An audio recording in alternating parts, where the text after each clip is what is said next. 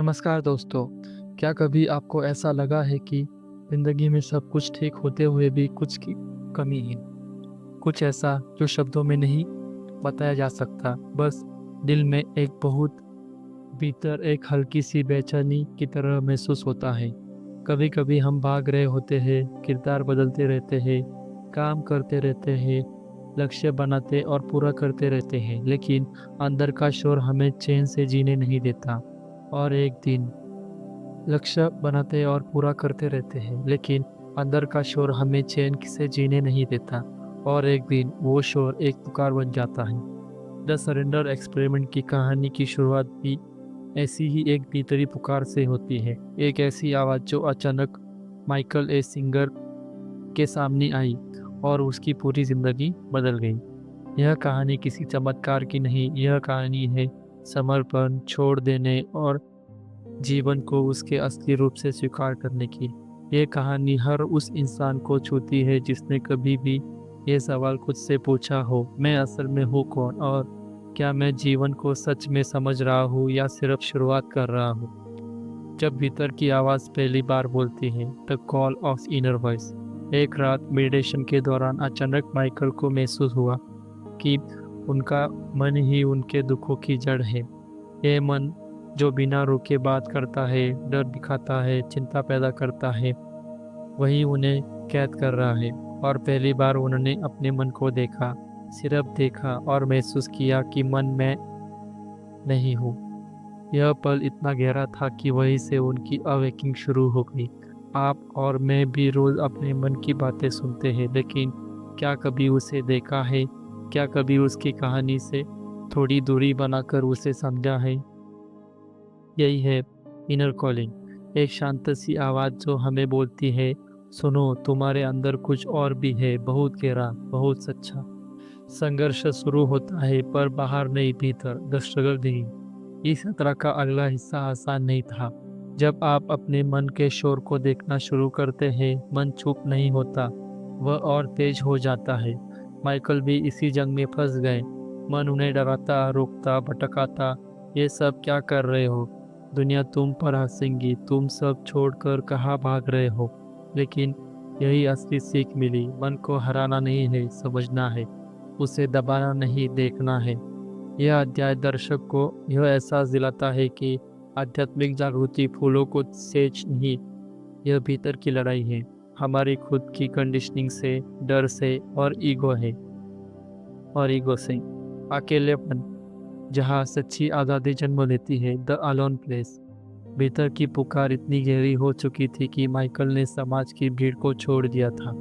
जंगल में एक छोटा सा लकड़ी का हंट, जहाँ ना शोर, ना लोग, ना उम्मीद, न दबाव।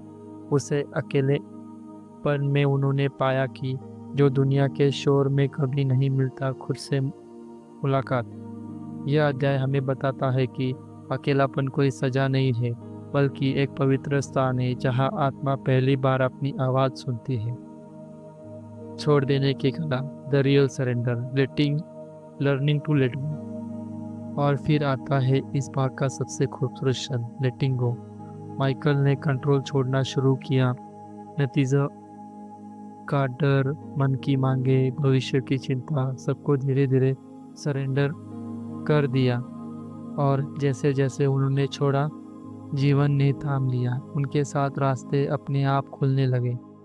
अवसर, लोग, घटनाएं सब एक डिवाइन फ्लो की तरह सामने आने लगी। यह अध्याय एक गहरा संदेश देता है, सब तुम छोड़ देते हो तब जीवन शुरू होता है। तो दोस्तों, पार्ट 1 सिर्फ शुरुआत है। यह वह जगह है जहां माइकल ने पहली बार महसूस किया कि तुम जीवन तुम्हारे प्लान से नहीं चलता, जीवन तुम्हारी सरेंडर से चलता है। यह इंट्रो दर्शक को पकड़ कर रखेगा। हर दिल की सच्ची कहानी है, भीतर की पुकार, मन का सच्चा संघर्ष, अकेलेपन की गहराई और सरेंडर से मुक्ति। अध्याय the call of the inner voice, भीतर की आवाज़ की पुकार। कभी कभी जीवन में ऐसा क्षण आता है जब सब कुछ बाहर से ठीक लग रहा होता है, काम, पढ़ाई, लोग और दिनचर्या, पर भीतर एक हलचल, एक बेचैनी, एक अनचाही पुकार हमें खींचने लगती है। यह वही पुकार है जिसने Michael a singer inner voice, भीतर की आवाज़ कहते हैं, यही पुकार उनकी पूरी यात्रा की शुरुआत बनती है। माइकल की कहानी वहीं से शुरू होती है जहाँ अधिकतर लोगों को संघर्ष खत्म होता है। उन्होंने एक सुरक्षित, आरामदायक, सामान्य जीवन को पीछे छोड़कर यह जानने की कोशिश की कि उनके मन के भीतर इतना शोर क्यों है, क्यों और बिना रुके आते हैं, क्यों मन कभी शांत नहीं होता और क्यों यह अंदर की बेचैनी दिन ब दिन बढ़ती जा रही है। उन्होंने यह अनुभव अचानक हुआ, एक शांत से मोमेंट में जब वे अकेले थे। उन्होंने लगा जैसे किसी ने भीतर से कहा हो, तुम अपने मन नहीं हो, तुम वह हो जो मन को देख रहा है। यही रियलाइजेशन जीवन को बदलने वाली थी। अंदर की आवाज़ का जन्म इस क्षण में माइकल को चौंका दिया। पहली बार उन्हें लगा कि जीवन को सही दिशा देने वाले को कोई बाहरी शिक्षक नहीं है, बल्कि भीतर की आगे बढ़ने वाली ऊर्जा, एक आवाज़ जो बोलती नहीं पर महसूस होती है, एक अवेयरनेस जो कहती है, रुक जाओ, खुद को देखो, मन को ऑब्जर्व करो और समझो कि तुम्हारी परेशानी बाहरी दुनिया से नहीं, भीतर की शोर से है। माइकल को इस आवाज़ ने पहली बार जैसा संकेत दिया कि अगर सच में फ्रीडम चाहिए तो मन के थॉट्स के गुलाम बनकर नहीं जी सकते। मन को देखने का पहला अनुभव। जब उन्होंने अपने थॉट्स को ऑब्जर्व करना शुरू किया तो उन्होंने कुछ चौंकाने वाली बातें पता चली। 1. मन कभी नहीं रुकता, बस बातें करता रहता है। 2. मन आपकी मर्जी से नहीं चलता, अपनी कहानियाँ खुद बनाता है। 3. मन का हर फियर, वॉरी, डाउट आपके इमोशन को कंट्रोल करता है। असली समस्या बाहर नहीं, यह रनिंग कमेंट्री है। उन्होंने देखा कि मन हर चीज़ पर राय देता है, यह सही नहीं, यह गलत है, तुम ये क्यों कर रहे हो, ऐसा मत करो, लोग क्या कहेंगे। यही मन की पकड़ थी जो हर इंसान के जीवन को कैच में रखती है। माइकल समझ गए थे कि इनर वॉइस, यह अवेयरनेस उन्हें एक साधारण जीवन नहीं बल्कि इनर फ्रीडम की राह दिखाना चाहती है। जीवन की दिशा बदलना शुरू। इनर वॉइस ने धीरे धीरे एक और संदेश देना शुरू किया, अगर तुम शांति चाहते हो तो मन को फॉलो मत करो, उसे ऑब्जर्व करो। और यही वह टर्निंग पॉइंट था। माइकल ने महसूस किया कि वे दो अलग संस्थाएं हैं, एक मन जो लगातार बोलता है और एक स्वयं जो उसे देखता है। यह रियलाइजेशन अद्भुत था, मानो अंधेरे में किसी अचानक रोशनी जला दी। उनकी जिंदगी इस क्षण से बदलने लगी। उन्होंने अकेले में समय बिताना शुरू किया। मेडिटेशन की गहराई उन्हें आकर्षित करने लगी। वे अपने थॉट्स को पकड़ने के बजाय उन्हें जानने देने लगे। धीरे धीरे भीतर एक शांति जन्म लेने लगी और यह इनर वॉइस एक तरह का मार्गदर्शन शक्ति बनती है, चुपचाप बिना जोर डाले बस दिशा दिखाती है। इनर वॉइस का संदेश, सरेंडर की शुरुआत। इस वॉइस के ने एक अंतिम महत्वपूर्ण बात कही, जीवन को कंट्रोल मत करो, जीवन को फ्लो करने दो, सरेंडर करो और देखो क्या होता है। माइकल पहले डरते थे, अगर मैं कंट्रोल छोड़ दूँ तो क्या होगा, पर उन्होंने महसूस किया कि कंट्रोल करने से उनकी ज़िंदगी बेहतर नहीं हुई थी, बस उलझी थी। इसलिए उन्होंने धीरे धीरे सरेंडर करना शुरू किया। उन्हें लगा कि कोई अदृश्य शक्ति उन्हें संभाल रही है। तो दोस्तों, अध्याय 1 हमें यह सिखाता है कि हर परिवर्तन की शुरुआत भीतर की आवाज़ से होती है। मन को ऑब्जर्व करना लिबरेशन की पहली सीढ़ी है। इनर वॉइस बस एक विस्पर नहीं, जीवन का असली गाइड है। अब हम चाहना छोड़ते हैं, तब हमें वही मिलता है जिसकी ज़रूरत होती है। अध्याय द स्ट्रगल बिगिन, संघर्ष की शुरुआत। भीतर की आवाज़ की पहली पुकार सुनने के बाद माइकल ए सिंगर को लगा कि अब रास्ता आसान होने लगेगा। उन्हें लगा था कि अवेयरनेस मिल गई है तो मन शांत हो जाएगा, विचार कम हो जाएंगे और जीवन सरल हो जाएगा। लेकिन सच्चाई उसके उलट थी। असल संघर्ष यहीं से शुरू हुआ था, क्योंकि जैसे ही वे मन को ऑब्जर्व करने लगे, उनका माइंड पहले से ही ज़्यादा सक्रिय हो गया। मानो मन ने कहा हो, तुम मुझे देख रहे हो, अब मैं तुम्हें और तेज भगाकर दिखाऊंगा। मन का प्रतिरोध शुरू करें। माइकल ने महसूस किया कि जब तक वे मन की बातों को सच मानकर उस पर चलते थे, मन शांत रहता था। लेकिन जैसे ही उन्होंने मन को देखना शुरू किया, मन को डर लगने लगा, क्योंकि उनकी अवेयरनेस मन में इन्फ्लुएंस से बाहर निकल रही थी। यही वह क्षण था जहाँ भीतर का संघर्ष शुरू होता है। मन पुरानी आदतें उन्हें खींचता है, इनर वॉइस कहती है बस ऑब्जर्व करो, और माइकल बीच में संघर्ष करते खड़े रहते हैं। यह टफ ऑफ वॉर रोज का खेल बन गया था, सबसे कठिन लड़ाई खुद के मन से। माइकल बताते हैं कि दुनिया से लड़ना आसान है, लेकिन सबसे कठिन लड़ाई अपनी ही मन से होती है। मन उन्हें हर रोज नए ट्रैप में फंसाता था। यह मत करो, इससे नुकसान होगा, ये रास्ता गलत है, तुम कंट्रोल छोड़कर पागल हो गए हो, अगर सरेंडर किया तो सब बिगड़ जाएगा। यह डर, यह भ्रम, यह शोर मन सब की सुरक्षा दीवारें थी। मन कंट्रोल खोना नहीं चाहता था, और माइकल हर बार सोचते थे, क्या मैं इस थॉट को फॉलो करूं या सिर्फ इसे गुजरते हुए देखूं। यही संघर्ष शुरू होता है, सादगी की और पहला कदम। माइकल ने मन को शोर से बचने के लिए एक साथ प्रयोग किया। वे शांत रहते, आइज बंद करते, सांस को ऑब्जर्व करते और बस थॉट को उठते गुलते देखते। लेकिन मन शांत होने का नाम नहीं लेता था, वह तुरंत हर पॉसिबल अट्रैक्शन फेंकता था। भविष्य की चिंताएं, पुरानी यादें, डर, शक, गुस्सा, ईगो, कंट्रोल की इच्छा। माइकल समझ गए थे कि मन एक वाइल्ड एनिमल की तरह है, जितना उसे दबाव वह और हिचकने लगता है।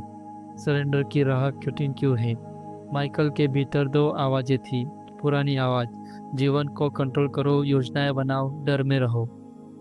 नई इनर वॉइस, बस फ्लो करो, मन को जाने दो, जीवन के भरोसे चलो। इन दोनों आवाज़ों के बीच संघर्ष का अध्याय दो वास्तविकता सार है, क्योंकि सरेंडर एक बार में नहीं होता, यह हर दिन हर थॉट्स के साथ अभ्यास की तरह होता है। माइकल ने महसूस किया कि मन को हराना नहीं है, मन को बदलना नहीं है, मन से लड़ना भी नहीं है, बस मन को ऑब्जर्व करना है और उसे अपना ड्रामा खेलने देना है। और यही वह जगह है जहाँ सच्चा परिवर्तन शुरू होता है। तो दोस्तों, अध्याय 2 हमें यह सिखाता है कि इनर ट्रांसफॉर्मेशन का पहला चरण हमेशा कठिन होता है। मन अपनी पकड़ खोने पर रेजिस्टेंस करता है। सरेंडर का मार्ग बाहर नहीं, भीतर से लड़ाई मांगता है। अवेयरनेस बढ़ने पर मन को शोर पहले से तेज होता है। संघर्ष इस बात का संकेत है कि अपनी आप सही रास्ते पर रहें। संघर्ष इसलिए नहीं होता कि रास्ता गलत है, संघर्ष इसलिए होता है क्योंकि ईगो को कंट्रोल खोने का डर लगता है। यही संघर्ष आगे चलकर एक बड़ी स्वतंत्रता का जन्म देता है, जिसकी झलक अगले अध्याय में मिलेगी। अध्याय द अलोन प्लेस, अकेलेपन की जगह। जब भीतर की आवाज़ जागती है और मन के साथ संघर्ष शुरू होता है, तो जीवन धीरे धीरे आपको एक नए रास्ते पर ले जाता है। एक ऐसी जगह जहाँ शोर नहीं होता, बस आप होते हैं और आपका अस्तित्व। इस जर्नी में माइकल ए सिंगर ने पाया कि अलोन प्लेस एक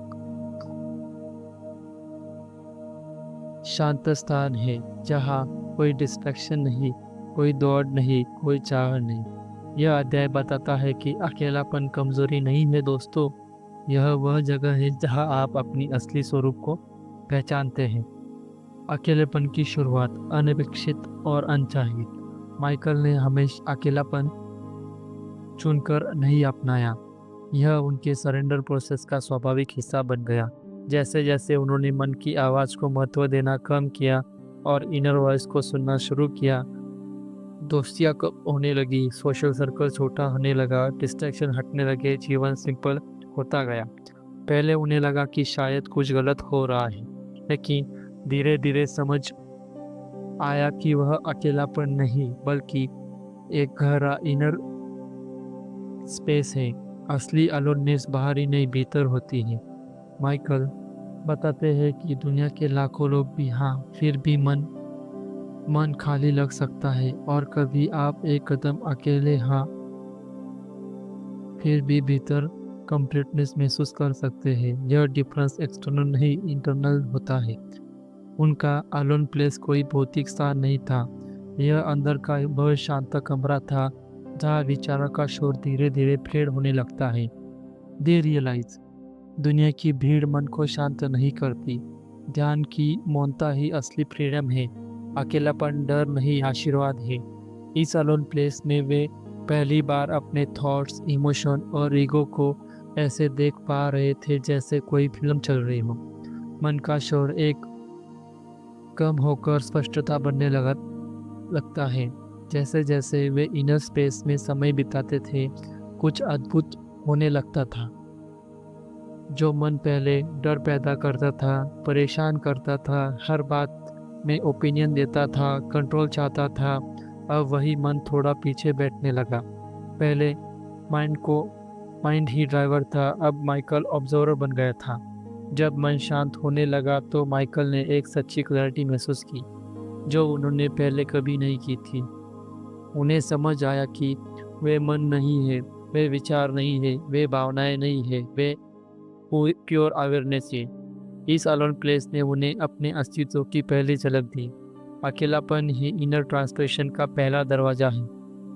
माइकल ने महसूस किया कि हर स्पिरिचुअल अवेकिंग अकेलेपन से शुरू होती है, क्योंकि जब तक आप लोगों, ध्यान भटकने वाली चीज़ों और मन की आवाज़ों के बीच रहते हैं, तब तक आप अपनी असली आवाज़ नहीं सुन पाते।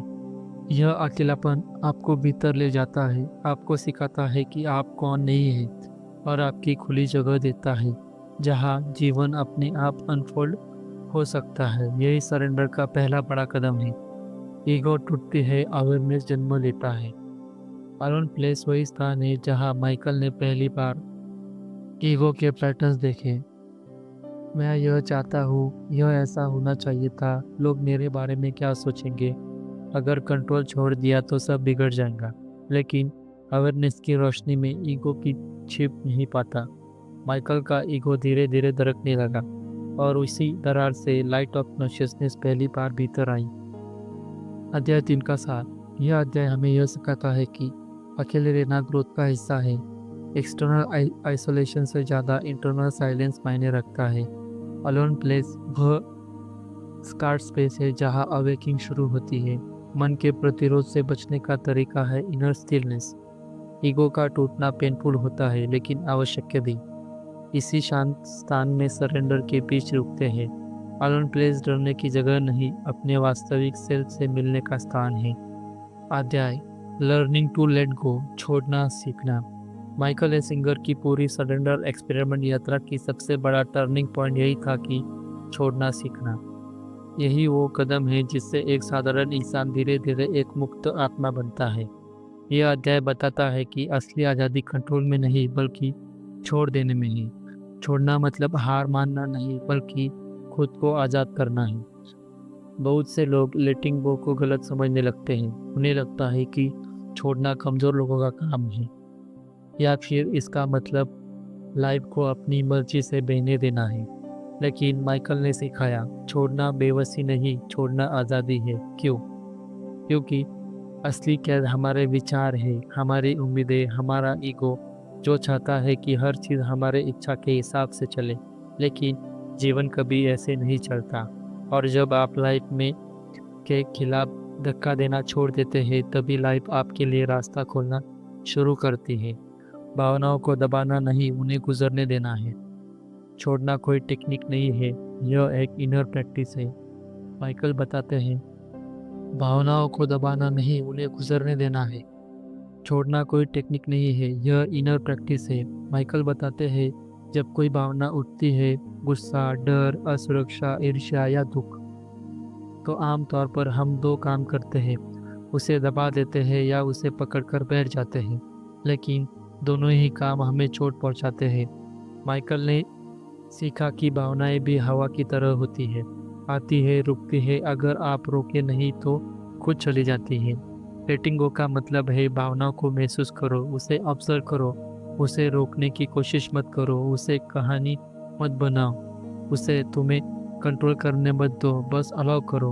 और आप देखेंगे कि कुछ ही मिनटों में आपका इनर स्पेस फिर से खुला, हल्का और शांत हो जाता है। मैं को छोड़ दो और जीवन को अनफोल्ड होते देखो। इस अध्याय में माइकल बताते हैं कि लेटिंग गो वास्तव में ईगो को ढीला छोड़ने की प्रक्रिया है। ईगो कहता है यह मेरा है, ये मेरी कहानी है, ये मेरे हिसाब से होना चाहिए, ये मेरा कंफर्ट जोन है।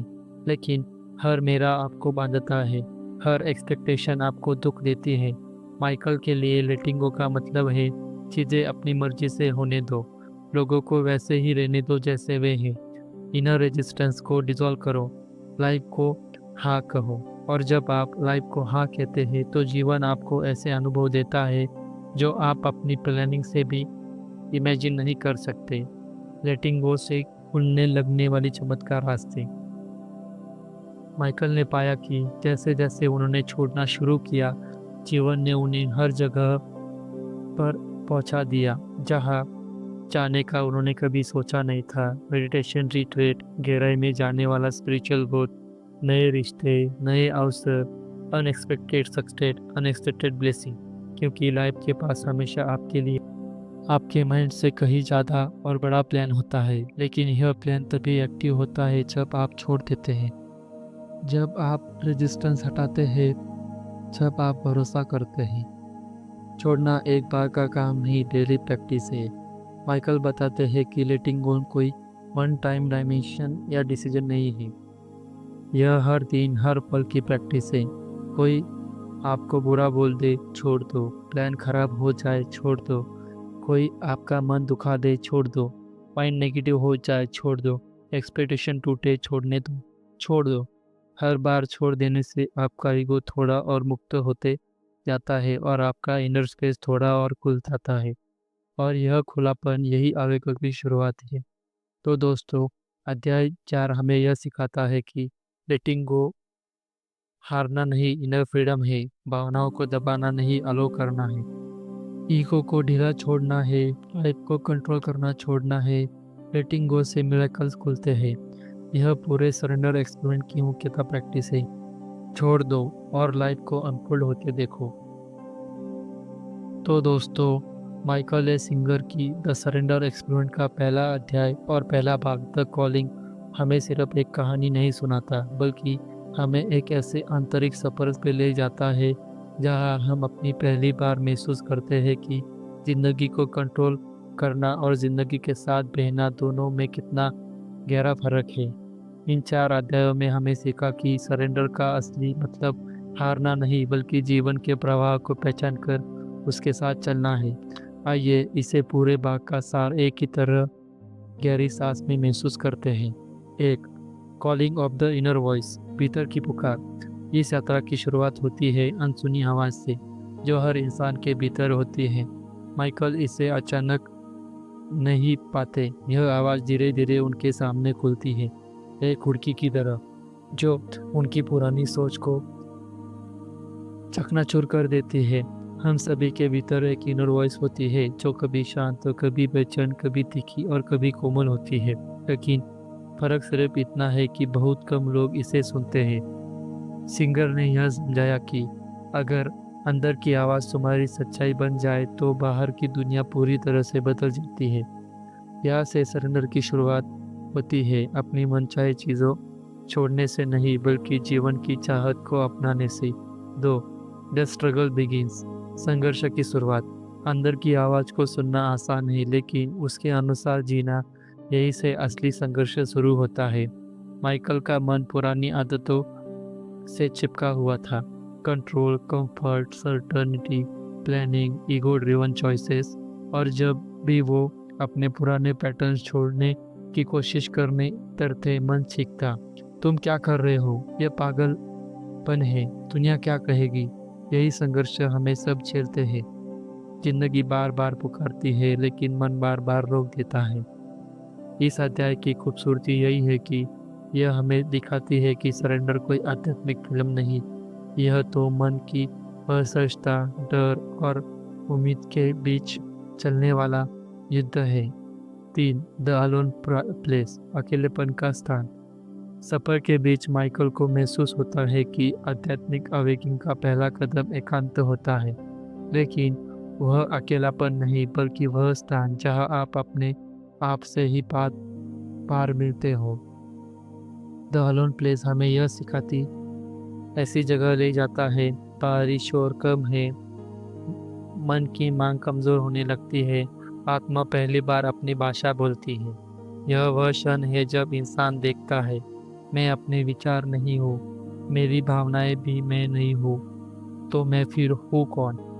सिंगर बताते हैं कि ट्रू सरेंडर शुरू होता है जब आप भीतर की शांति को पहचान लेते हैं और उसी को अपना आधार बना लेते हैं। 4. लर्निंग टू लेटिंग गो, छोड़ना सीखना। पहले भाग में कुलमिनेशन है लेटिंग गो। माइकल समझाते हैं कि दुनिया को बदलना मुश्किल है, लेकिन उसके प्रति अपनी प्रतिक्रिया को छोड़ना आसान है। उन्होंने छोड़ना शुरू किया अनावश्यक विचार, तर्क वितर्क, कंट्रोल की आदत, भविष्य की चिंता, अप्रूवल की भूख। और जितना उन्होंने छोड़ा उतना ही जीवन खुलता गया। लेटिंग गो हमें एहसास कराता है कि जीवन वही नहीं होता जो हम चाहते हैं। कई बार जीवन वह होता है जो हमारी आत्मा को सही लगता है। इन 4 अध्यायों का सार एक वाक्य में कहूँ तो दोस्तों, जब आप सरेंडर करना शुरू करते हैं तो ब्रह्मांड आपके लिए काम करना शुरू कर देता है। पार्ट 1 बताता है कि सरेंडर एक निर्णय नहीं, एक अभ्यास है, एक यात्रा है, एक साहस है जहां आप अपने मन अपने किनारे कर देते हैं और जीवन को अपना केंद्र में रखते हैं। अब तैयार है पार्ट 2 की यात्रा के लिए, जहां सरेंडर सिर्फ आंतरिक अनुभव नहीं बल्कि बाहरी दुनिया में चमत्कार की तरह प्रकट होता है। अगर आप परमिट करें तो दोस्तों, हम चलेंगे कल अगले अध्याय की तरफ, अगले पार्ट की तरफ, जहां हम सीखेंगे और भी इनर वॉइसेस के बारे में। तो दोस्तों, अगर इस वीडियो ने आपके भीतर भी उस इनर वॉइस को जगाया हो, अगर आपने भी कहीं ना कहीं महसूस किया है कि जीवन सिर्फ कंट्रोल करने से नहीं बल्कि सरेंडर करने से बदलता है, तो अब वक्त है इस यात्रा का हिस्सा बनने का। वीडियो को लाइक करें, अपनी फीलिंग्स कमेंट में लिखें, क्या आपने कभी इनर कॉलिंग महसूस की है, और सबसे ज़रूरी, चैनल को सब्सक्राइब करके बेल आइकन दबाइए, क्योंकि अगले चैप्टर आपको एक ऐसी स्पिरिचुअल अवेकिंग की तरफ ले जाएगा जिसकी आपने आपको सच में ज़रूरत है। Let's surrender together. Thank you दोस्तों, मिलते हैं अगले पार्ट में। तब तक के लिए अलविदा, शुक्रिया, थैंक यू, बाय।